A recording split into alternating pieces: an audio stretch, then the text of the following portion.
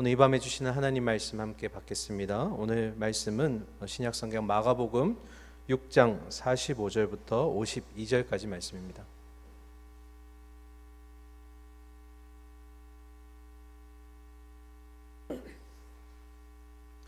신약성경 64면에 있습니다. 마가복음 6장 45절부터 52절까지 무엇이 진짜 풍랑인가에 대한 제목으로 말씀 받겠습니다. 교독하겠습니다. 45절입니다. 예수께서 즉시 제자들을 재촉하사 자기가 무리를 보내는 동안에 배 타고 앞서 건너편 벳세다로 가게 하시고 무리를 작별하신 후에 기도하러 산으로 가시니라. 저물매 배는 바다 가운데 있고 예수께서는 홀로 무태 계시다가 바람이 거스름으로 제자들이 힘겹게 노젓는 것을 보시고 밤 사경쯤에 바다 위로 걸어서 그들에게 오사 지나가려고 하심에 제자들이 그가 바다 위로 걸어오심을 보고 유령인가 하여 소리 지르니 그들이 다 예수를 보고 놀람이라.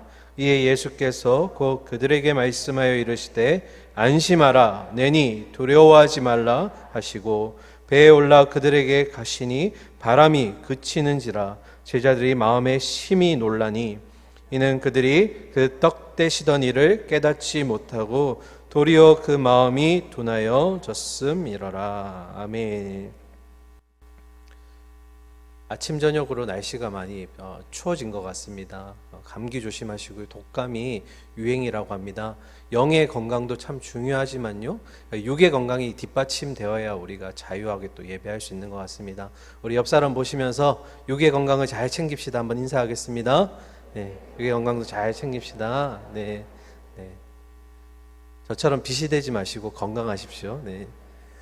우리 지난 시간에 우리 생명의 떡이신 예수님의 그 놀라운 사건이었죠. 오병이어에 대해서 함께 말씀 나누었습니다.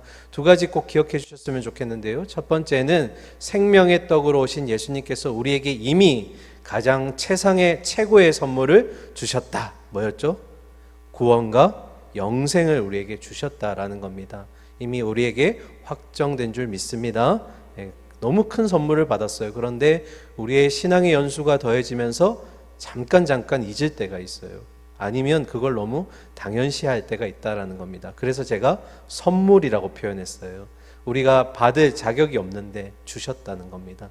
두 번째로 기억할 것은 그 주님께서 이미 우리의 인생 가운데 모든 계획과 보관이 있으시다라는 겁니다.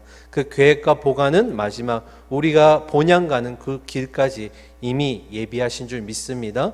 그거에 반응하는 우리는 어떻게 될까요? 전적으로 주님께 의지하고 믿는 마음으로 순종하며 나아가야 된다라는 겁니다. 오늘 보시는 본문은 오병이어 사건 바로 다음에 이어지는 사건입니다. 오늘 말씀 보면서 함께 내용 나누도록 하겠습니다.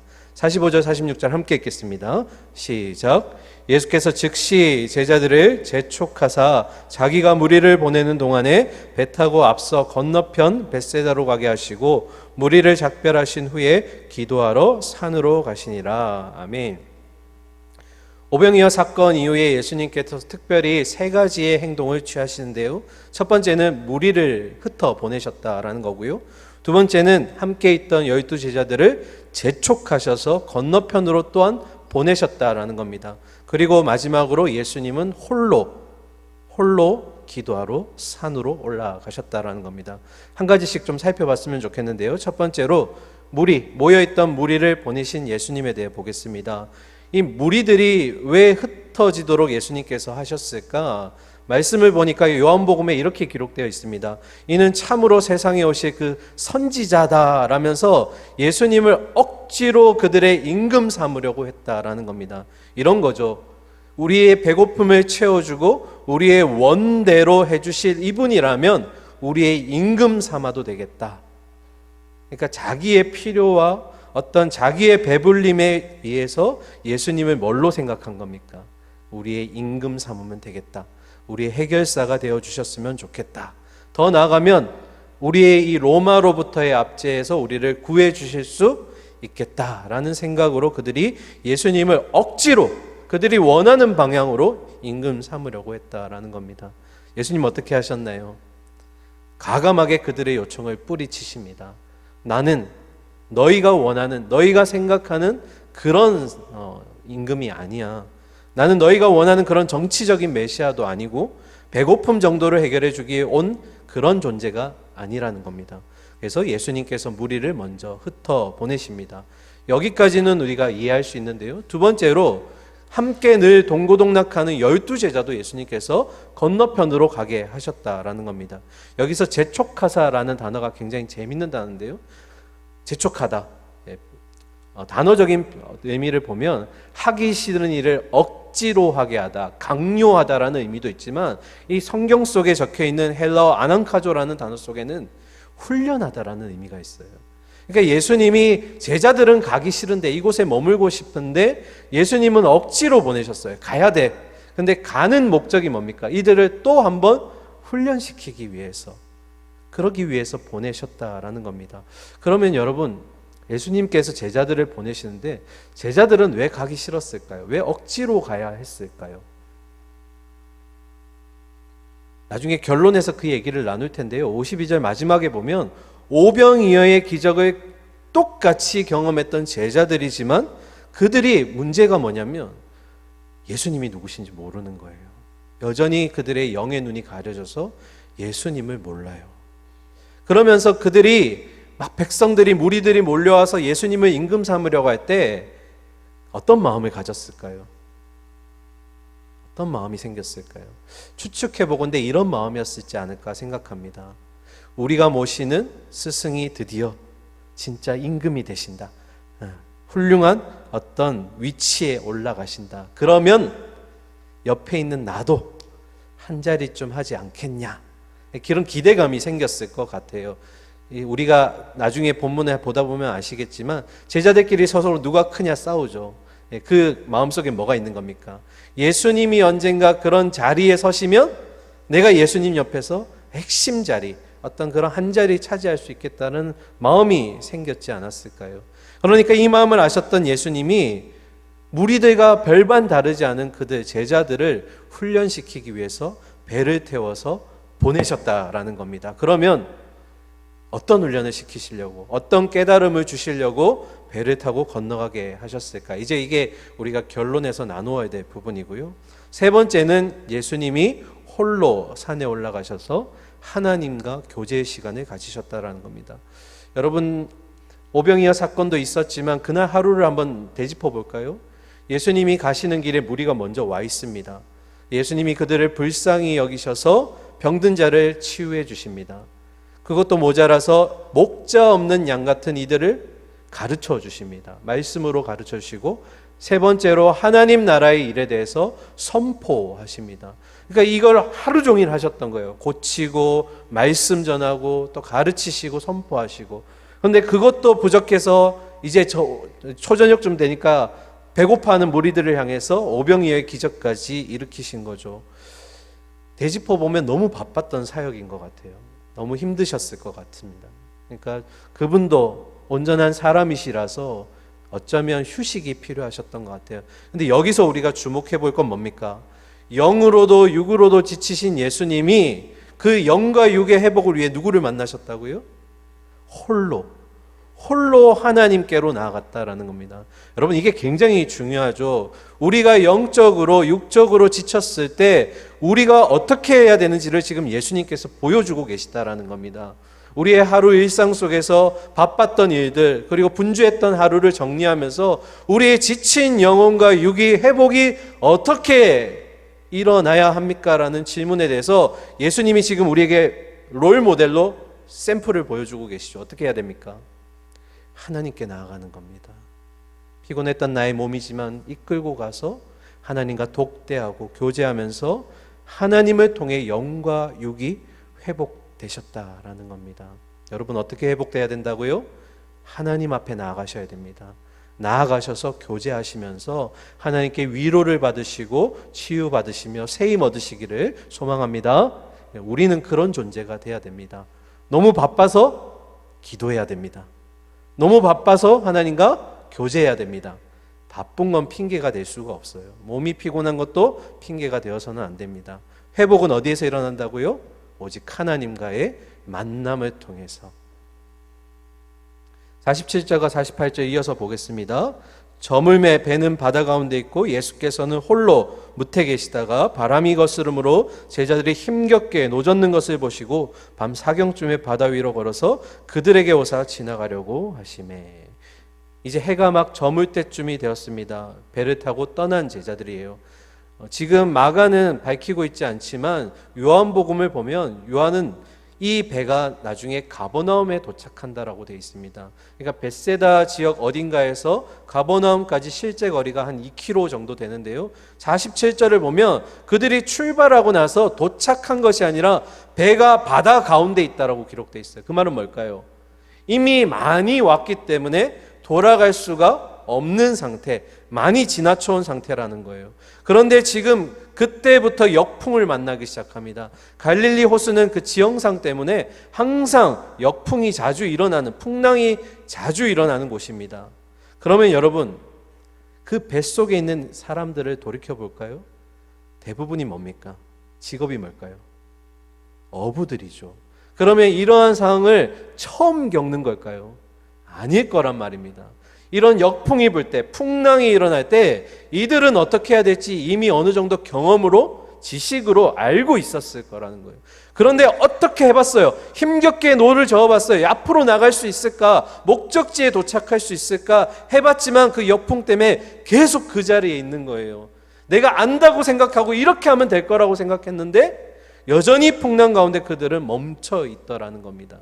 그런데 재밌는 표현이 있어요. 47절의 마지막에 보시면 그렇게 하나님과 교제하시던 예수님이 그들이 그렇게 힘겹게 노젓고 있는 모습, 배가 한가운데서 가지도 오지도 못하고 있는 모습을 보고 계셨다라는 거예요. 그런데 바로 가시지 않았어요. 48절에 보니까 힘겹게 노젓는 것을 계속 보시다가 언제 가셨다고요? 밤 사경에. 그들이 힘겨워하는 걸 보셨지만 바로 가지 않으시고 기다리십니다.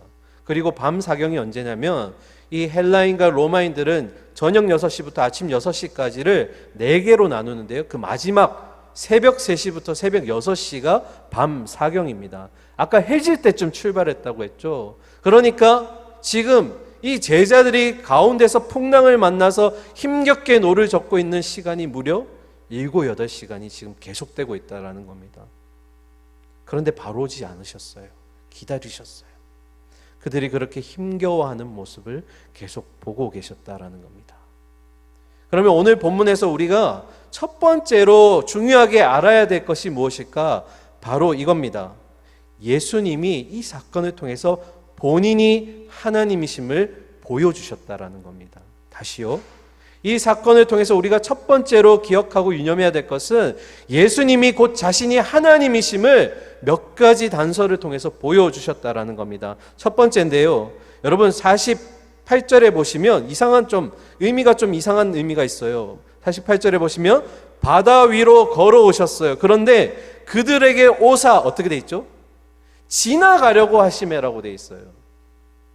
이렇게 그냥 쑥 읽다 보면 어떤 느낌이세요? 여기가 목적지가 아니라 마치 휴게소처럼 경유지처럼 잠깐 찍고 지나가는 것처럼 느껴집니다. 여러분 그렇게 안 느껴지세요? 네.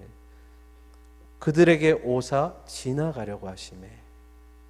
그러면 뭔가 그냥 가셔야 될 것 같죠. 하지만 이 표현이 구약에서 어떻게 써졌는지를 보면 여러분 놀라실 겁니다. 첫 번째, 모세가 하나님을 보고자 했던 마음이 있었어요. 그래서 하나님, 제가 하나님 보고 싶어요 라고 고백하자 하나님이 이런 말씀을 주셨습니다. 출애굽기 33장 22절과 23절인데요. 함께 읽겠습니다. 시작. 내 영광이 어떻게 해요?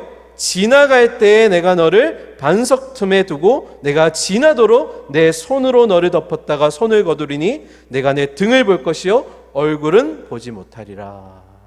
모세가 뭘 보았다고요? 영광, 하나님의 영광. 하나님이 영이시기 때문에 보면, 완전한 선이신 하나님이기 때문에 보면 모세가 아마 죽음에서 벗어나지 못했을 거예요. 그래서 하나님이 뭘 보여주셨다고요? 영광. 그런데 어떻게 지나갔다고요? 지나가더라. 눈빛들이 의심하는 눈빛이어서 하나 더 보겠습니다. 엘리야에게 나타나신 여호와의 모습을 한번 볼 텐데요. 열왕기상 19장 11절 상반절입니다. 우리 화면 보면서 함께 읽겠습니다. 시작.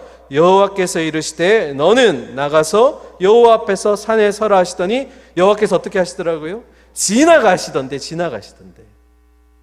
의미가 보이시나요? 그러니까 예수님이 마가의 표현에 의해서 배에 마치 지나가는 것처럼 보이지만 그런 의미가 아니에요. 이 의미는 어떤 의미냐면 예수님이 지나가려고 하시면은 예수님이 곧 자신이 하나님이심을 보여주시는 한 가지 단서라는 겁니다. 그분이 누구시라고요? 하나님이시다. 한 가지가 아닙니다. 또 있죠. 우리가 한 번쯤 설교를 통해 들어보셨을 텐데요. 예수님이 오셔서 나다라고 표현하셨어요. 누구라고요? 나다. 똑같은 표현이 출애굽기에 모세에게 나타나신 하나님이 본인을 소개하실 때 나왔던 문장입니다. 같이 읽을까요? 출애굽기 3장 14절 상반절입니다. 시작. 하나님이 모세에게 이르시되 나는 스스로 있는 자다. 하나님 뭐라고요? 소개하셨죠? 나는 스스로 있는 자다. 그 표현이 지금 예수님이 뭐라고 하셨다고요? 내니 나다. 그러니까 두려워하지 마. 그분이 누구시라고요? 하나님이시니까 너희는 두려워할 필요가 없다라고 지금 말씀하시는 거예요. 그리고 마지막 세 번째, 우리 오늘 본문의 51절 상반절에 보면 이렇게 기록되어 있습니다. 배에 올라 그들에게 예수님이 가시니 뭐가 그쳤다고요? 그렇게 끊이지 않을 것 같았던, 멈추지 않을 것 같고 그들의 배를 집어삼킬 것 같았던 풍랑이 멈추었더라. 여러분, 구약의 많은 내용들을 보면 하나님이 자연 만물을 통치하시고 다스리시는 모습을 우리에게 보여주셨어요. 그러니까 지금 바람이 그쳤다는 건 어떤 의미입니까? 자연 만물을 다스리시는 예수님이 바로 누구시라고요? 하나님이시다. 그러니까 이 사건 속에서 우리가 기억해야 될 게 뭔가요? 예수님이 누구시라고요? 하나님이시라는 걸 지금 많은 내용들을 통해 계속해서 보여주고 계신 거예요. 그런데 문제는 뭘까요? 제자들이 몰라요. 제자들이 누군지 모릅니다. 그러면 제자들이 왜 예수님이 하나님이심을 깨닫지 못했을까? 왜 유령으로 생각하고 그랬을까? 첫 번째는 육신의 피곤함이 아마 가득 차서 그럴 수도 있다고 생각합니다. 왜냐하면 예수님이 그날 하루 종일 사역하실 때 제자들도 함께 사역을 했거든요. 그리고 오병이어 사건에서 그 15,000명, 2만 명이 앉아있는 그 자리에 떡과 물고기를 누가 나눠주라고 예수님이 말씀하셨죠? 너희가 가서 나눠줘라. 제자들에게 그 임무를 부여하셨죠. 그러니까 제자들도 하루 종일 예수님과 사역하면서 피곤했을 거예요. 그런데 배를 타고 금방 도착한 게 아니라 지금도 여전히 풍랑 가운데서 노를 젓고 있어요. 7, 8시간 동안 지금 막 물을 맞고 배가 뒤집어질 것 같고 그런 위태위태한 상황 속에서 그들의 육신이 어땠을까요?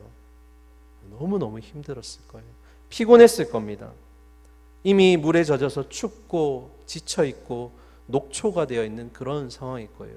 그런데 마가는 거기서 한 가지 새로운 표현을 우리에게 알려줍니다.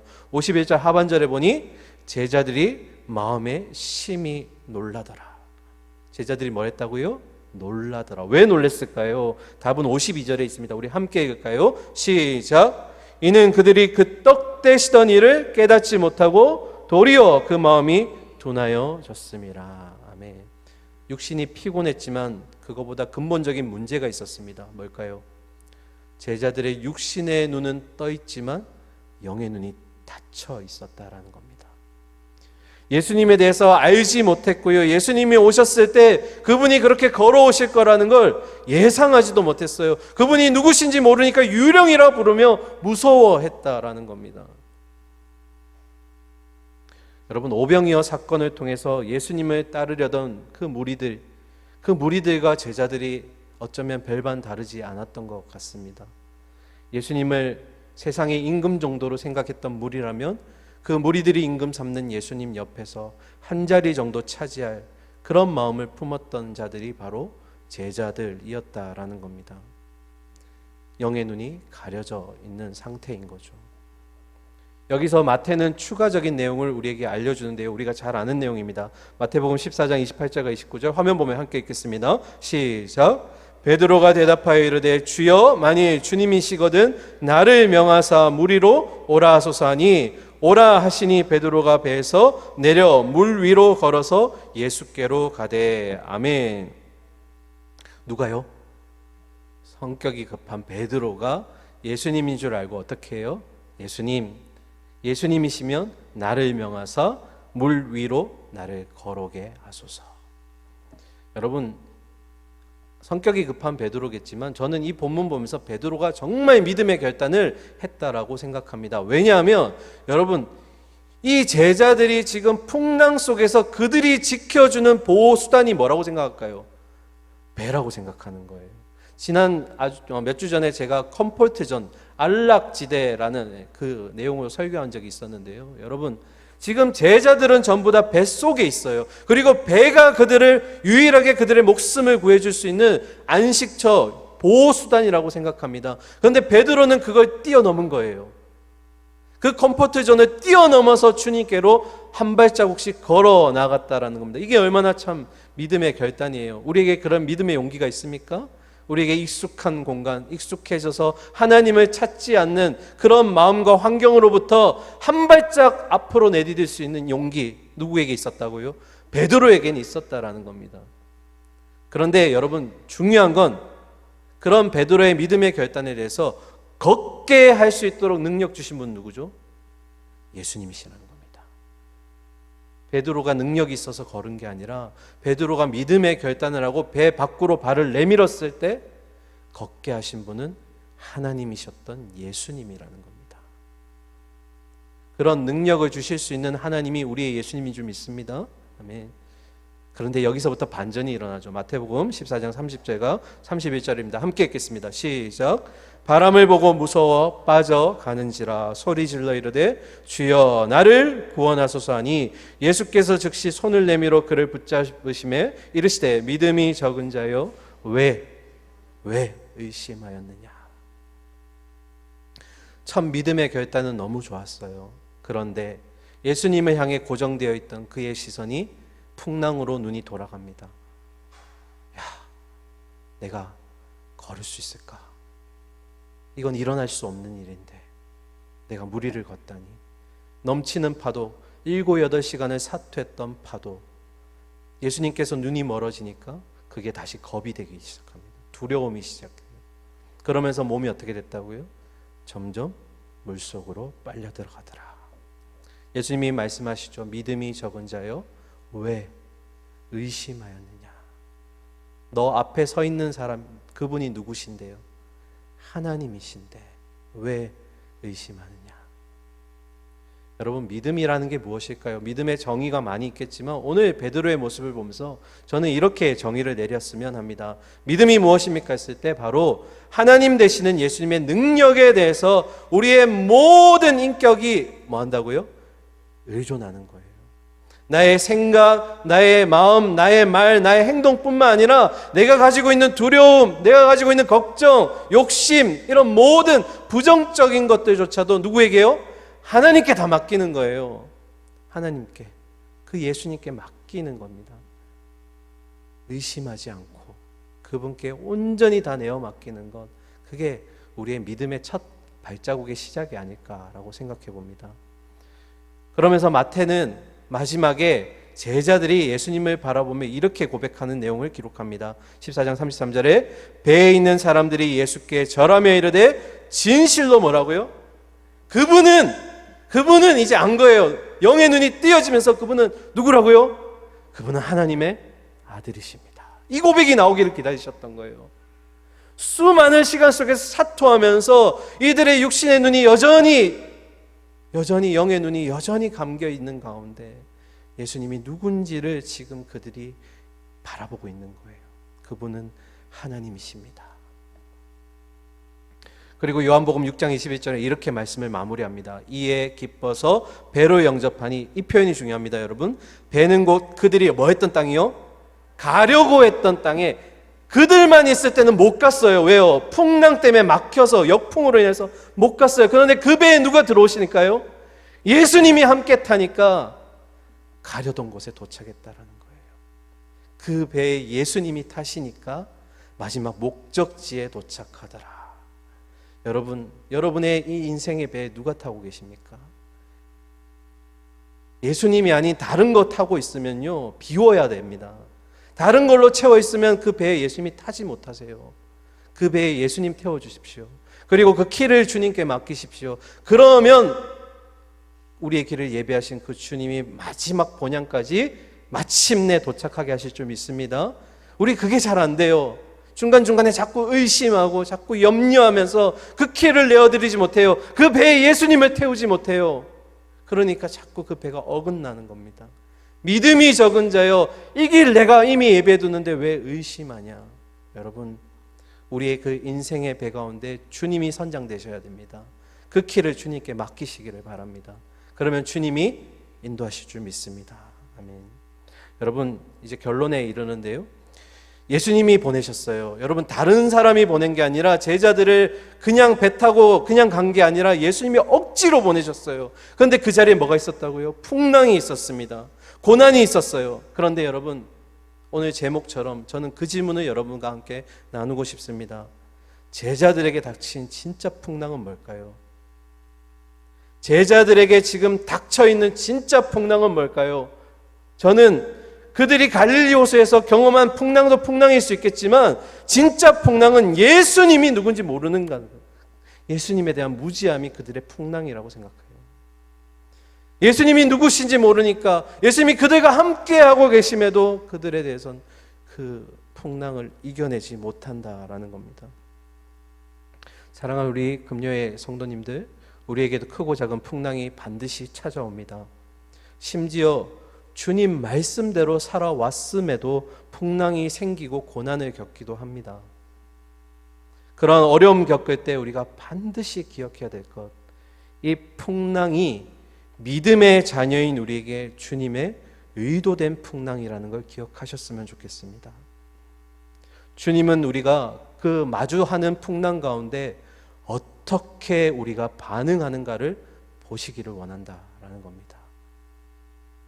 예기치 않은 풍랑을 겪으면서 우리의 믿음이, 반응하는 우리의 믿음이 진짜인지 가짜인지 알곡인지 가라지인지 보시기 위해서 의도하신 풍랑이라는 겁니다. 결국 이 사건의 가장 중요한 것, 주님은 결국 풍랑을 통해서 예수 그리스도가 누구인지 우리에게 알려주고자 하심이라는 겁니다. 여러분, 제자들이 예수님이 누군 줄 정말 알았다면 그 마주하는 풍랑 가운데 8시간, 7시간 허비하기 전에 이미 풍랑 속에서 주님을 먼저 찾았을 거예요. 그러나 그들은 주님을 먼저 찾지 않았어요. 그들의 경험과 그들의 지식으로 그 풍랑과 맞서 싸웁니다. 그러한 두려움 속에서 그들은 예수님을 찾지 않았다라는 겁니다. 풍랑 속으로 보내신 그분이 예수님이심을 안다면 그분이 책임질 것을 믿었을 거라는 거죠. 그분이 하나님이셨음을 그들이 알고 있었다면 그들은 두려워하지 않았고 주님을 찾았을 거라는 겁니다. 여러분, 우리 화면 보면서 함께 읽었으면 좋겠는데요, 이 표현 여러분 꼭 기억해 주셨으면 좋겠습니다. 같이 읽겠습니다. 풍랑의 크기보다 그리스도에 대한 신뢰의 크기가 더 크면 되는 줄 믿습니다. 아멘. 풍랑의 크기보다 뭐요? 예수 그리스도에 대한 우리의 믿음과 우리의 의존과 우리의 신뢰가 더 크면 이길 수 있을 줄 믿습니다. 풍랑보다 주님이 더 크세요. 풍랑보다 주님이 더 크시다고요. 풍랑을 멈추게 하실 분도 주님이신 줄 믿습니다. 그러한 믿음과 신뢰가 있다면 이겨낼 수 있을 줄 믿습니다. 이제 마지막 질문인데요, 제가 얼마 전에 중고등부 예배드리면서 동일한 질문을 했습니다. 이 본문에서 여러분도 한번 대답해 보셨으면 좋겠는데요, 여러분, 베드로는 본문의 사건에서 물 위를 몇 번 걸었을까요? 몇 번 걸었을까요? 답답하네요. 눈으로 얘기하시니까 답을 모르겠어요. 대부분의 분들이 한 번이라고 얘기하시는데요, 몇 번일까요? 2번이죠. 왜요? 첫 번째 배 위에서 발 디디고 나갈 때는 누구 혼자요? 베드로 혼자 걸었죠. 그런데 주변의 풍랑을 바라보면서 예수님에게서 시선이 떠나가니까 물속으로 꼬르륵 내려가는 베드로예요. 그런데 그 내려가는 물속으로 내려가는 베드로의 손을 누가 잡으셨다고요? 예수님. 두 번째 걸음은 베드로가 예수님의 손을 잡고 함께 걸었다라는 겁니다. 그리고 그는 물 위를 걷고 마침내 예수님과 함께 배 위로 도착했다라는 겁니다. 여러분, 무엇을 의미합니까? 우리 믿는 자들은 예수님의 오라는 말씀을 듣고 그 부르심을 따라 믿음의 길로 들어선 자들인 줄 믿습니다. 그런데 우리의 인생 가운데 그런 풍랑들이 찾아올 때, 그런 환란이 찾아올 때 우리의 믿음이 흔들려요. 그때 우리가 뭘 다짐해야 되냐면 바로 우리를 붙잡아 주실 수 있는 분이 오직 누구밖에 없다고요? 예수 그리스도밖에 없다라는 걸 이 풍랑을 통해서 체험하시기를 바랍니다. 혼자 걸으면 빠질 수 있어요. 여 사방을 둘러보면서 두려움을 경험할 수밖에 없습니다. 그런데 주님 손잡고 걸으니 도착하더라. 마침내 그 배 위로 올라갔고 그렇게 무섭던 두려움에 떨게 하던 풍랑이 멈추더라.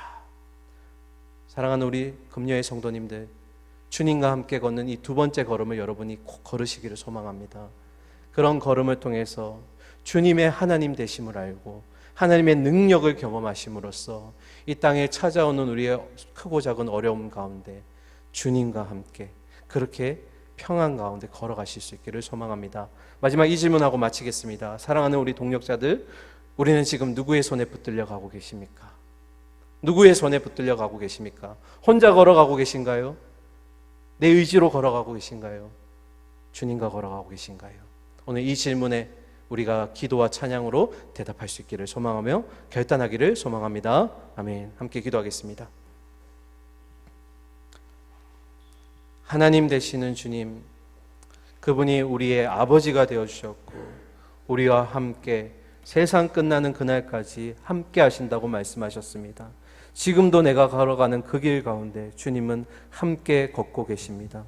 그리고 주님이 우리를 지키고 아버지 수많은 어려운 가운데서도 이겨내게 하실 줄 믿습니다.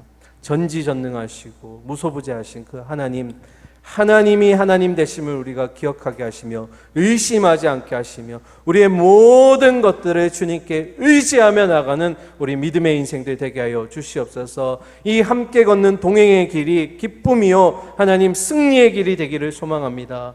우리의 모든 어려움마저도 이미 주님께서 계획을 가지고 계시고 이겨낼 수 있는 답을 가지고 계신 줄 믿습니다. 우리가 의지하는 마음으로 주님을 전적으로 신뢰하는 마음으로 가장 먼저 풍랑을 만났을 때 주님의 그 찾고 구하는 우리의 믿음의 삶이 되게 하여 주시옵소서. 살아계신 예수 그리스도의 이름으로 기도드립니다. 아멘.